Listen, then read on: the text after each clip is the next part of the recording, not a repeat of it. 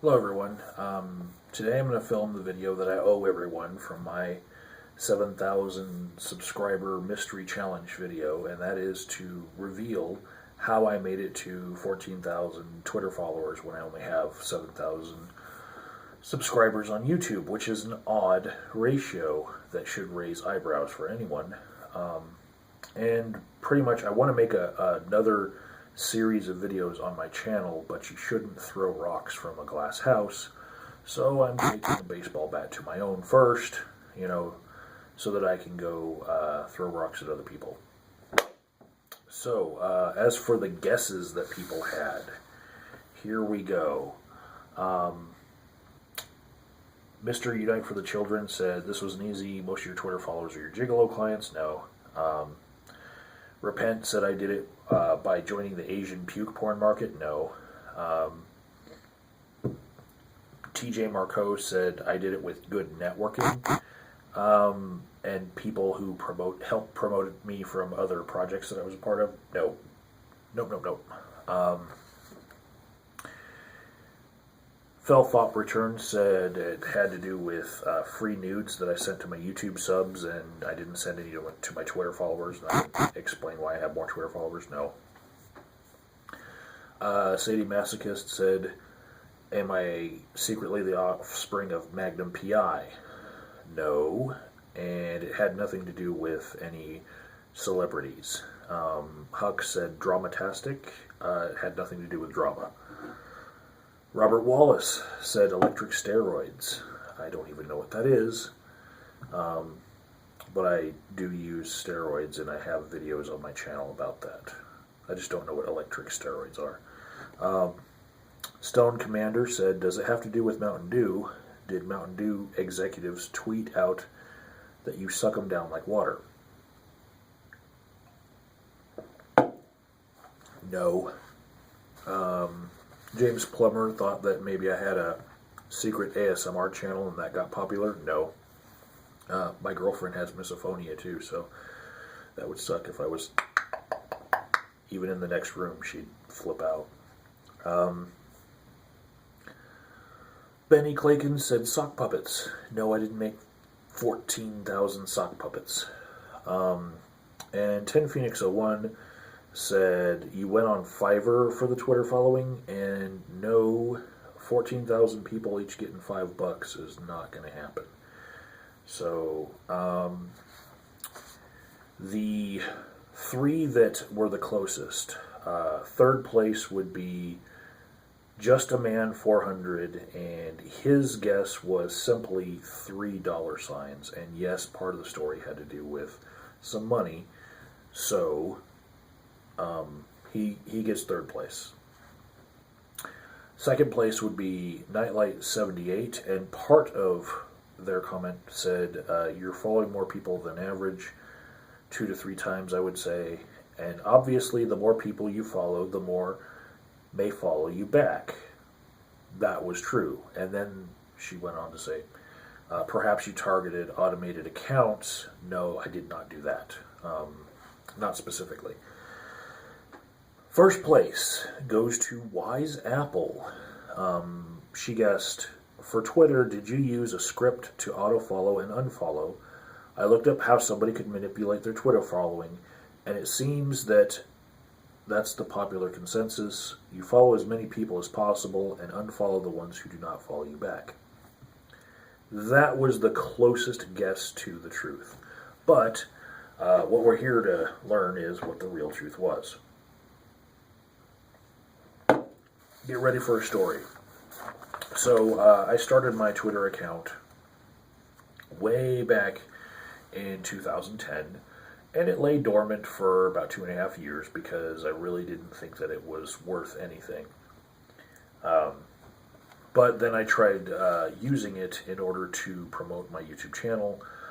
I still, way back in 2012, I was very concerned with, not getting the returns for the amount of investment I was putting into the videos I was making, and seeing other YouTubers who made shit for quality in their videos, and just they got a whole bunch of subscribers, and it was pissing me off. So I was like, man, I need to do some more social media networking. So when I started using it, it got up to about 50 people who were just other people that I collaborated with on YouTube. It didn't really get that big until I started playing around with hashtags, and you could chase the trending hashtag of the day and just tweet something out with that hashtag, but that's not what I was doing.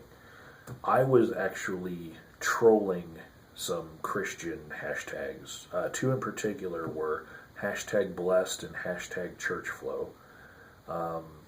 For example, me tweeting out something like, I finally got to marry my fourth wife. Hashtag church flow. I love Utah. Or Ezekiel 23:20 speaks of emissions like donkeys. That's what I call hashtag blessed. So I was just trolling, and I met other people who were trolling and trying to spoil these church hashtags, because it's kind of like bullying the kid who listens to Christian death metal and wants you to listen to it, or DC Talks. Fuck DC Talks.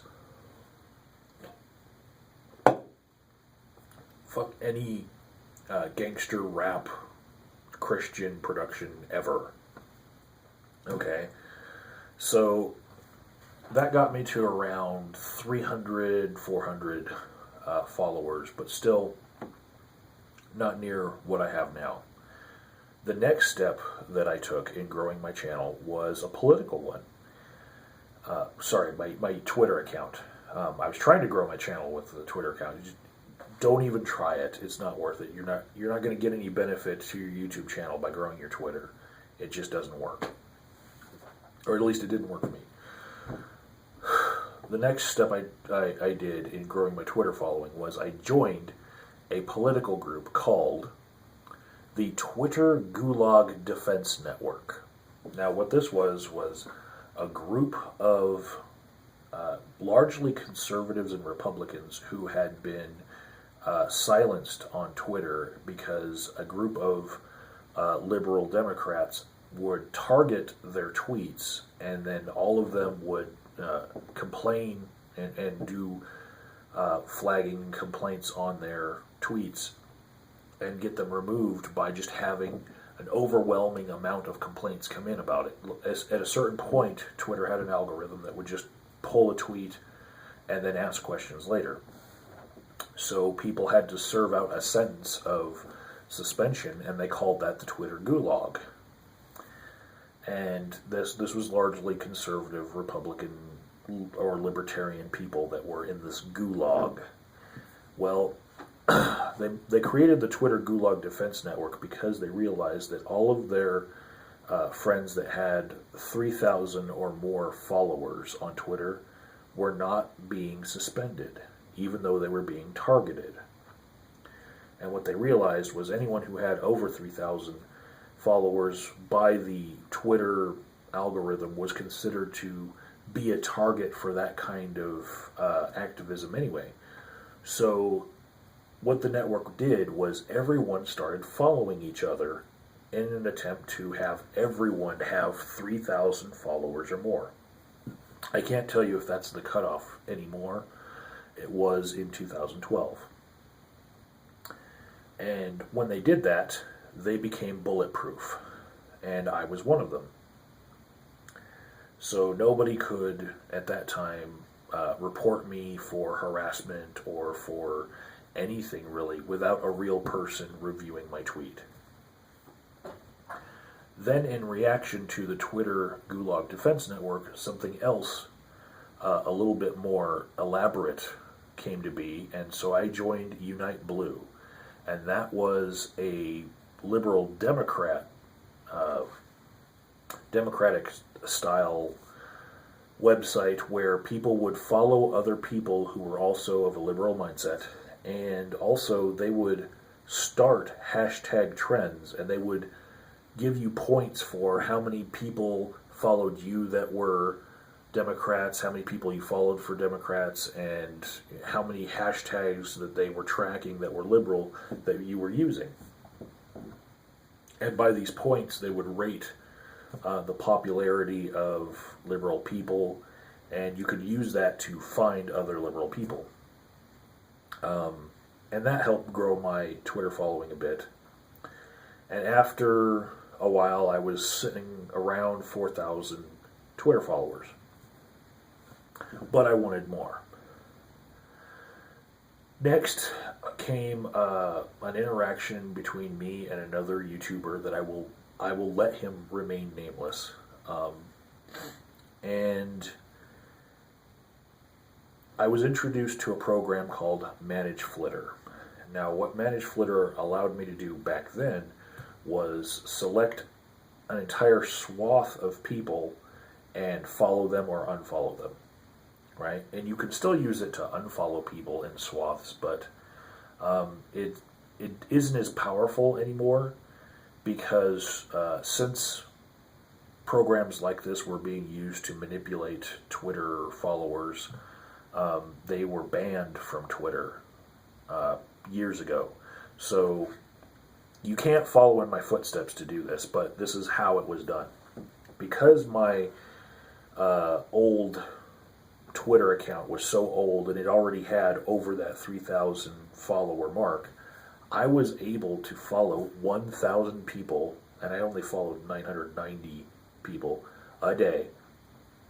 And then I, the next day, would unfollow them and then follow another batch of people.